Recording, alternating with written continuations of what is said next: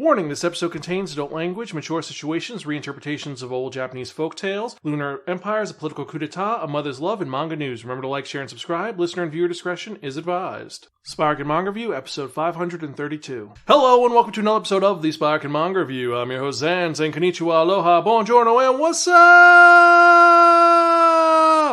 How you doing today? I hope you're excited for another fun-filled, awesome episode of this awesome podcast that you can find at www.spiraken.com.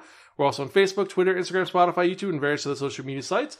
If you're watching on YouTube, remember to click on that subscribe button, click on that bell for notification, and, well, let's get to it because this is a really cool episode, and I'm excited to talk about some of the fun things that happened in this episode. So, if you remember from that last episode, I spun that one that only the Wheel of Manga, and it dictated to be that I'd be reviewing a manga that was written by the creative spy family, Tatsuya Endo. And this was published by Shueisha and Viz Media. Now, the cool part is that this was originally released in Jump Square magazine, and it originally ran in 2010 to 2012. This is actually Tatsuya Endo's second publication. This is his second creation, and you can see some elements that are used later on in Spy Family in this, but I digress. There are currently 5 volumes out that are available. Only one was released right now, but there's 5 volumes of the entire series. It is a shonen series that is an adventure coming-of-age sci-fi story that is originally known as Gekka Bijin, or The Moon Sword, but it's known in English simply as The Blade of the Moon Princess. And this is actually kind of cool story, which is kind of disturbing, about, well, it's a reinterpretation of the Tale of the Bamboo Cutter, or the Tale of Princess Kaguya. For those of you who are unaware of this story, it's an old monogatari, which is like a fictional prose narrative that was written in the 9th or 10th century, and it's about a bamboo cutter who finds a stalk of bamboo, and inside of it is Kaguya-hime, the princess of the moon, who's discovered in this plant, finds another bamboo that's filled with gold, makes a huge empire. This was actually adapted into the Tale of Princess Kaguya multiple times. If you watch Studio Ghibli's version, that's a really great adaptation of this. But this is something a little bit different. So as opposed to this being the standard, it's about a girl who lands on Earth and she's raised by humans, this is different. Because on the dark side of the moon, there's a highly advanced society known as the Kagome no Miyaki. And the Kagome no Miyako is the ruling of the Lunar Empire, which has been watching over Earth forever. And they have a fully great clan that's been around for several generations. They're currently at their 44th empress. And the ruling class is divided into 2 clans, the Takanouchi family and the Umenochi family. Currently, the Takanouchi family are running it, and the current empress, Takanouchi Fumiya, is the queen of the clan. And then her daughter, who is the main character, is Kaguya. And Kaguya is pretty much the next in line for the throne, but right now what's going on is there's a bunch of political tension because there are coming-of-age ceremonies coming up, and there's a group who call themselves the Tengu clan that are trying to cause political tension. Ironically, as you can probably guess, the bad guys are the Umenochi clan who want to take over. We all get this. And this should be fine for the princess, someone who is studying to be a leader, right? Wrong. Because Kaguya does not want to lead. She wants to just be a normal girl, and she is a complete hellcat. She is amazing at fighting, and that's it. She screws around, she sleeps, she's constantly escaping the castle, which is from her bodyguard, whose name is Shishimaru Sanuki, who's the general of her guard, and she does insane things. And she's a pretty fun character. Think of a very young Yor from Spy Family with Anya's proclivity for chaos. And that's what's going on. And she's just trying to, enjoy life right now because things are crazy, but she's trying to be happy. The one thing that she doesn't notice or doesn't realize, though, is that her mother, who is dealing with a lot of stuff right now, Queen Fumiya, is severely ill. She is sick. And she's trying to keep her condition hidden, and she's trying to make her daughter not realize she's dying. And she wants to have her live a life and be ready to be queen. Problem is she's getting severely worse. And like I said, the bad guys, the Umenochi family, is starting to make some strides to move forward. And when things start to get worse, the Uminochis move their plot forward, and meanwhile, Kaguya realizes, my mom is dying, I need to step up. And she tries to step up in a really responsible way. And this leads to the coup happening and things going horribly, horribly wrong. And the dynamic of this story primarily is between Fumiya and Kaguya in the first volume. It's dealing with their relationship and how Kaguya feels like mom loves the kingdom, but she doesn't love me. But it's mom loves Kaguya, but she doesn't want to show it because she has to be a ruler, has to be safe, and has to prepare her for this really sad moment of that, I'm dying, I'm not going to be around forever, I'm not going to see you grow up.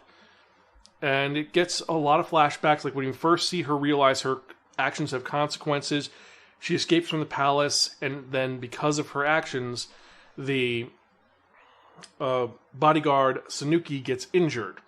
And so she realizes, I have to step up, I don't want anyone else to get hurt, I'm going to work on fighting. And then when she realizes her mom is sick, she's like, you know what, I'm going to go full into this, we're going to have the ceremony, it's going to be great. And when the ceremony happens, the Uminochi family attacks, and all hope is lost. Only one small problem will save the day, and what is that? Well, someone is not going to miss her idiot daughter's event, and Fumiya shows up from her hospital bed and kicks some major ass to save her daughter. The problem is, though, things are wrong. The Uminochi clan has too many people. What are you going to do? Well, Fumiya decides, I'm going to send you to the prison planet below, where we send all of our prisoners, and you go there, be safe, train up, and then come back and take the throne back. Pretty much you're going to live in exile, you're going to become strong, and then you're going to come back, which is a story that's used time and time again. And here's where the sci-fi element comes in. Well, she gives her a sword. As she's like, because of the rules, I'm bequeathing this to you. And this sword is important because it is the powerful katana Futsunoshi, which is the rightful tool that is needed to show ownership and leadership of the Lunar Empire. I.e., without the sword, you can't say, I rule now, because you need the sword to prove that's your crown, that's your symbol of title. So Kaguya has this, and she is being rocketed off to Earth.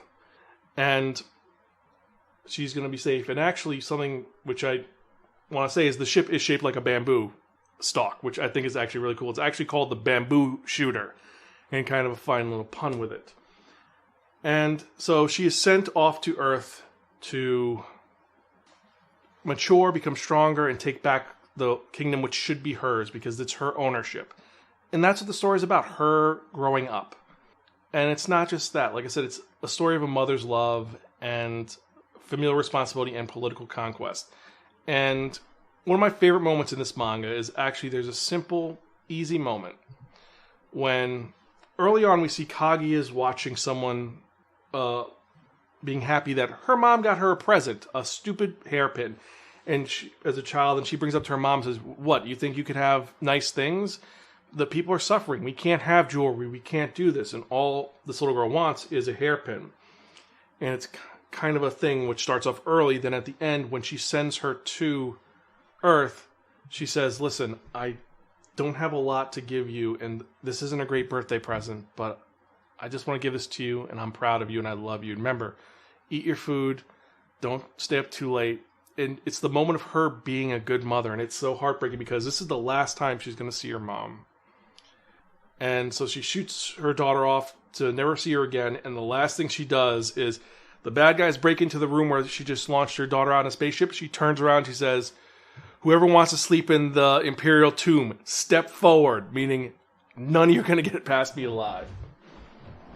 And this is where the story really begins, because from here it's her landing on Earth and being saved by the father of her bodyguard, Mayatsu Koromoki Sanuke, who is 99 years old, who's retired, who knows that actually there is an empire that's advanced on the moon, because there is advanced technology on the moon, but then on Earth, everything is feudal. It's 5 AD, or ACE if you want to go with that route, but it's the 5th century. Most of the people there were prison convicts, so they have their own feudal empire. And everybody there is, unfortunately, they don't know about it. The people who do know are kind of secretive. You have secret bases that know we're here to protect the Empire and we have to deal with that. And she has to end up getting trained by Matsuko Moro and find help from the Imperial Guard bases that are there. Meanwhile, you have the Umenochi family sending assassins to kill her. So it's a who's going to win, what's going to happen, and it's a great revitalization of the Princess Kaguya story, which is a great part about it. So that's the story itself. Now let's actually get to the nut and bolts of this, which is the actual production quality, stories, and characters.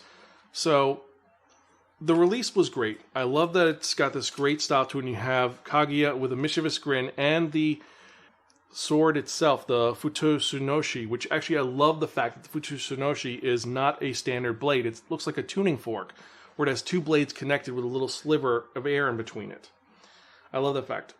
The production quality is great. It's 4 chapters, has a typical smell great, and it also references a couple of things in the backwards for the chapter from the author. So that part's great. The story itself, the first part is engaging, it's intriguing, it makes you want to know what is going on, and more importantly than that, you endear yourself to Kaguya even though she is a brat. Like, you see where she's coming from, you see her problems, but also you all see what her mother does and why she's frustrated. And also, I love the fact that her weapon of choice for the most part is her accepted, denied stamps. She'll throw them at people or stamp people with, your thing is denied. Don't ask for a party. You're going to use the money I'm giving you. You're going to pay for all the people who are sick. I love that fact. I don't like that the main antagonist, the Umenochi family, when you see them, immediately you know that they are part of the Tengu clan who are trying to usurp the empire. You see them immediately, like, that's a bad guy. It's not even maybe it's a hint and we're going to hide someone who's loyal. No, you know they're the bad guy. And that is something which I feel is a little bit of a detriment, which he eventually learned on and fixed. But at the beginning, it was just kind of like this is the character. Also, I feel a little spoiled because the last time we read a manga, that was the Elusive Samurai, and that was such a bait and switch because it was like, here's the loyal general who's been loyal for 15 years who will never, ever do anything wrong, and he slaughters the entire family except the main character. And that was such a twist. And this doesn't do that, but I'm not holding this because they're 2 different types of stories. Because one is about a son trying to get revenge for his family, and this is about a daughter growing up. Both of them are about growing up, but this one, she's more alone. The allies she gets are kind of weird and different. Like, she gets one ally who, in the first volume, who is a cadet who is a screw-up, who's like, I don't care about this, and oh god, you're the princess, I have to save you.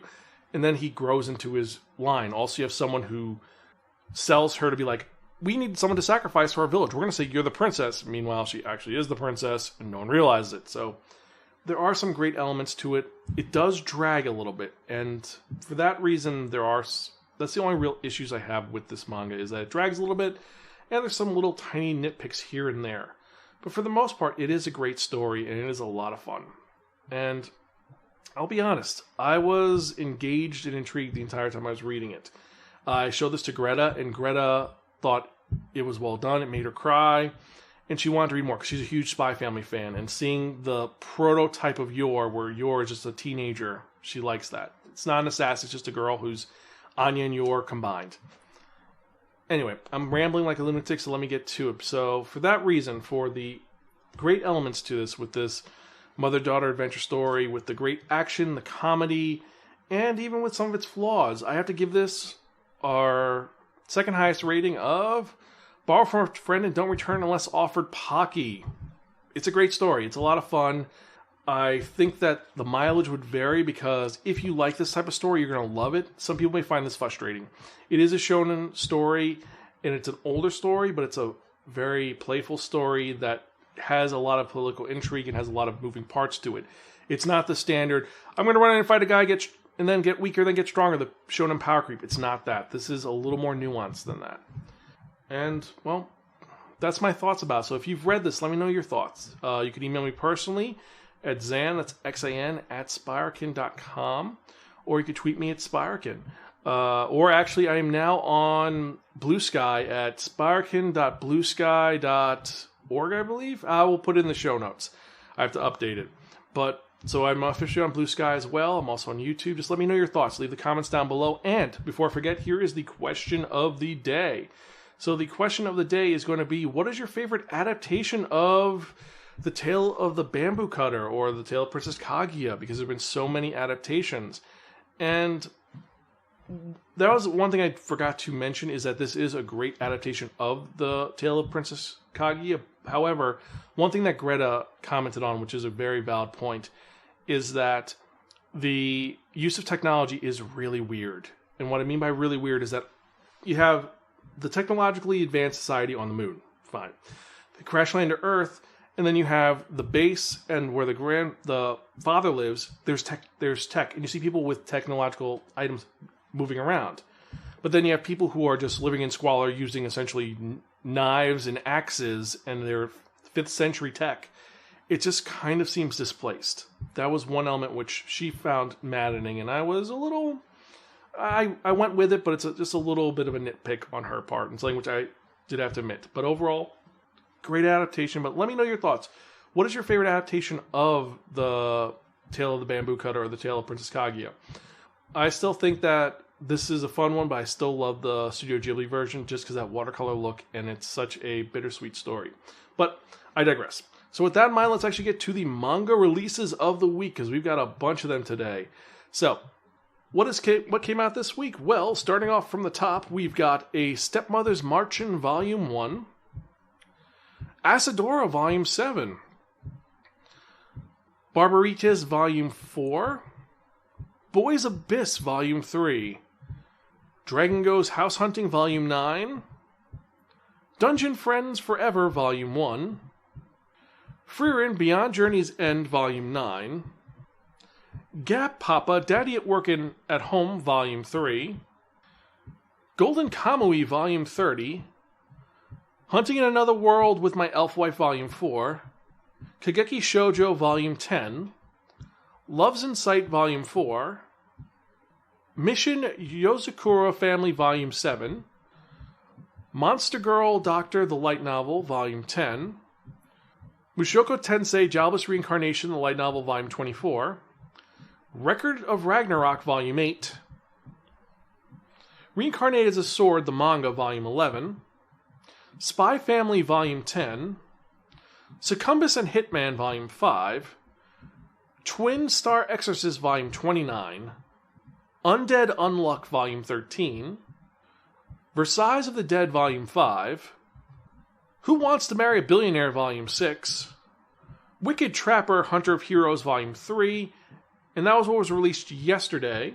Now today, what was released was Blade of the Immortal Deluxe Edition Volume 10, which this is a great edition for it. I think there's only 2 left in this series, but I digress.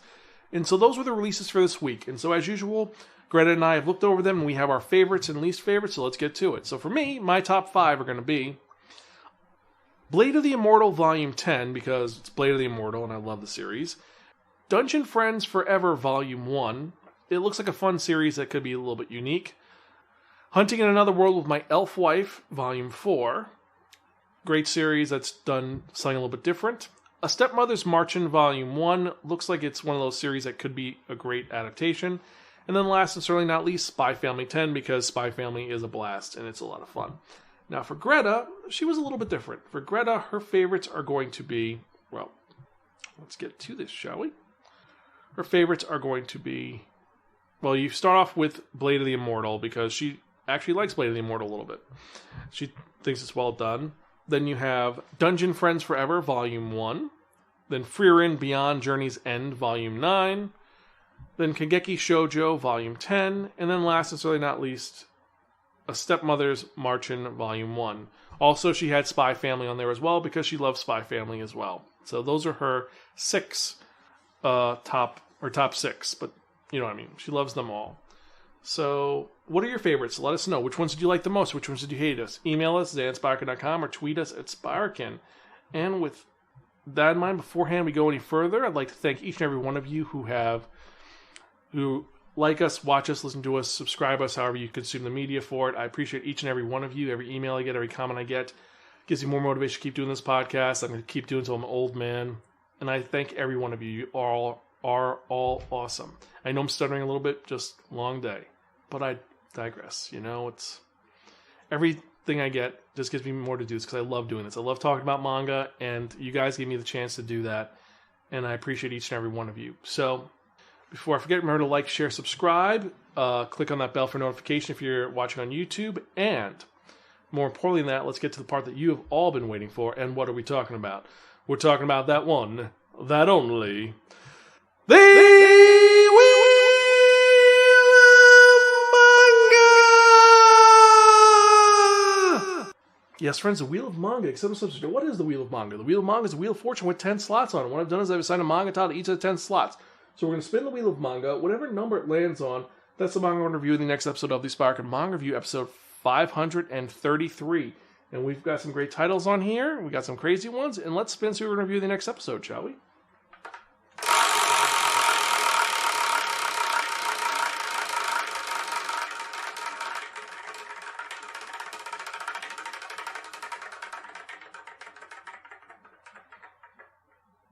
Number 3, Tsubokicho Lonely Planet. Oh, this one. The one with the girl who moves to the weird house. So, that one should be a lot of fun. We're going to see how it goes. But anyway, hope you enjoyed. And as usual, I am your host, Zan. I'm Gonzville. I'll catch you guys next time. And keep reading manga. See